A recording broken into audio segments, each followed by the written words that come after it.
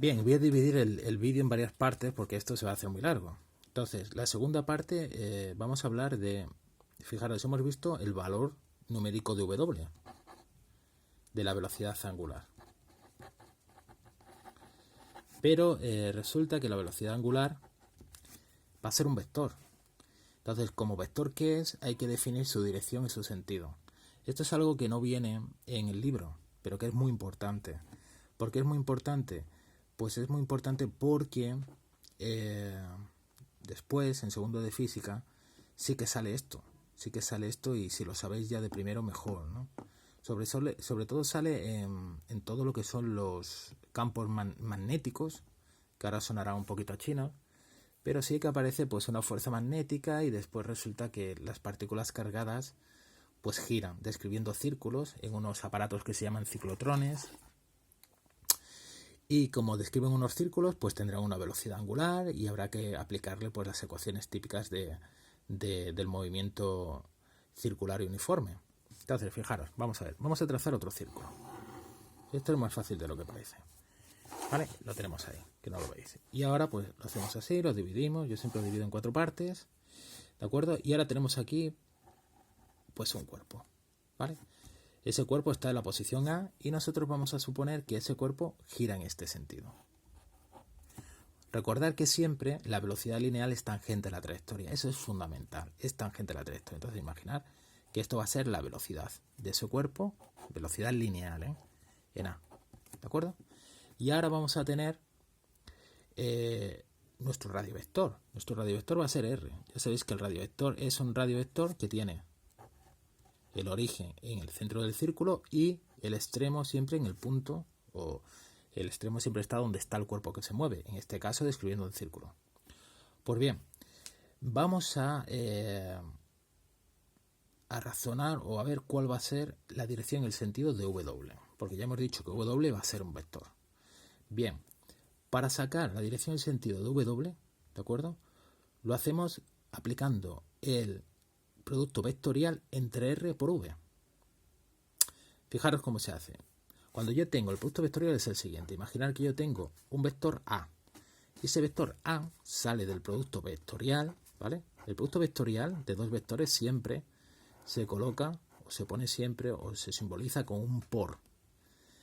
Cuando demos lo que es el producto, en vez de vectorial, escalar, pondremos un puntito. Pero siempre que sea el producto vectorial es el por. Entonces, imaginar que yo tengo esos dos vectores, ¿no? Este va a ser el vector C y el vector B.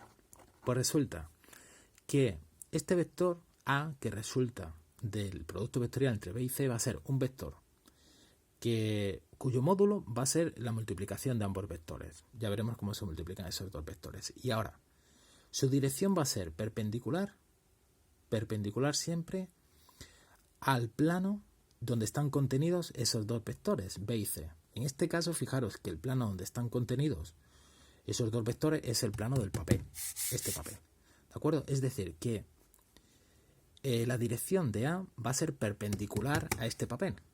¿De acuerdo? Esta va a ser la dirección. ¿Vale? Además, ese vector A va a tener el origen donde esté el origen de esos dos vectores. Entonces, ya sabemos que la dirección, por definición de un producto vectorial, ¿vale? Que no se ve muy bien, aquí sí, de un producto vectorial, su dirección siempre es perpendicular a donde están esos dos vectores. Y ahora, ¿cuál va a ser su sentido? Pues mirad, en el producto vectorial no se produce o no se da la ley conmutativa, eso de B por C igual a C por B, sino que se da la ley anticonmutativa, ¿vale? Dicho de otra forma, mirad, nosotros nos tenemos que llevar el vector B hasta donde está el C y vamos a ver el giro que hace. Ojo, no me llevo el vector C hasta donde está B, sino que me llevo el primer vector que me encuentro aquí, que es B, hasta donde está C. Así, ese giro. Y ahora pienso lo siguiente, porque resulta que el sentido de ese vector A va a ser el del sentido de avance de un sacacorchos o de un tornillo, ¿vale? De tal manera que me llevo B, el vector B, hasta donde está C. Entonces, pensar que yo tengo un vector perpendicular. Y ahora, ¿qué es lo que le pasa a un sacacorchos o a un tornillo cuando yo lo giro en sentido de las agujas del reloj, como en este caso? porque en este caso es sentido de las agujas del reloj. ¿Vale? Agujas, reloj. Pues lo que va a ocurrir va a ser que ese sacacorcho, ese tornillo, se va a ir hacia adentro. Por lo tanto, podemos decir que A es perpendicular, se pone así, al papel, y el sentido va a ser hacia adentro del papel.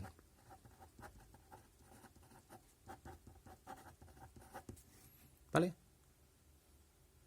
¿De acuerdo? Vale, imaginar que yo tengo esto, lo voy a explicar de la otra forma. Imaginar que yo tengo estos ejes. Estos son mis ejes de coordenadas, que son X y, ¿de acuerdo? Y tengo un vector, ¿vale? Que voy a llamar B, que está contenido, fijaros. Si tuviera, voy a coger otro boli que tengo por aquí, ¿vale? Que tengo de mi hijo, ¿vale? Un vector que es este, ¿vale? Que va a ser B. Y otro vector que lo voy a poner de otro color, ¿vale? Por ejemplo, negro, que va a ser C. ¿Vale? Yo por definición voy a decir que A va a ser igual al producto, ¿vale? Vectorial de B por C. Entonces yo sé que A será un vector perpendicular a B y C, ¿vale? Por lo tanto, si esto es el eje X y el eje Y, este es mi eje Z, el perpendicular al papel, pero ahora yo ya no sé, que lo voy a poner así en proyección, ¿vale? Este va a ser el eje Z. Pero ahora yo ya no sé si va hacia afuera, es decir, en sentido positivo del eje Z, o hacia adentro en el sentido negativo. ¿Cómo lo hago? Pues me llevo B, el vector B, hacia C y veo el giro. ¿Cómo gira ahora? Pues fijaros que gira en sentido contrario, ¿vale? De las agujas del reloj.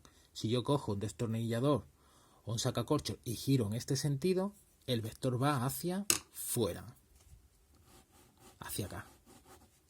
Entonces, este va a ser el sentido de A.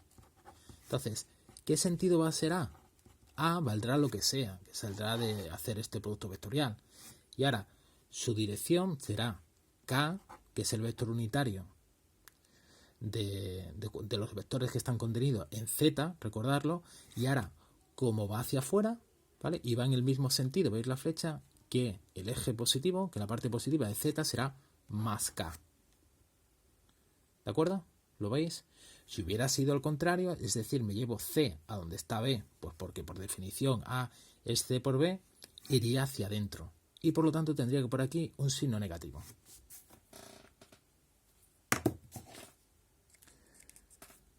Bien, entonces esto lo vamos a aplicar a nuestra W. Bien, la W ¿cómo va a salir? Pues mirad, esto, que es de forma general de matemáticas, lo vamos a aplicar aquí. Nosotros este vector R que tenemos aquí, que lo voy a poner en negro, ¿vale? Lo vamos a trasladar hasta aquí. ¿De acuerdo? Se puede hacer con los vectores. Y ahora lo que hago es llevarme R hasta donde está V. ¿De acuerdo? Entonces, si me llevo R hasta donde está V, que es por definición la W, ¿vale? Yo veo que lo que hago es girar en sentido contrario a las agujas del reloj.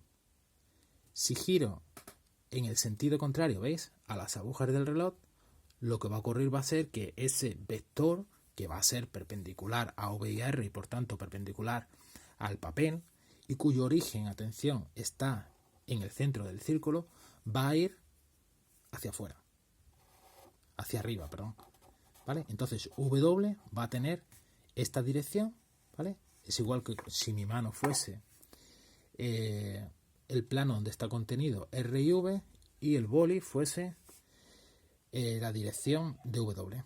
Además, el boli, fijaros, ¿vale? La punta del boli es lo que indica el sentido, que va hacia arriba. ¿De acuerdo? Esto es importante, esto no viene en el libro.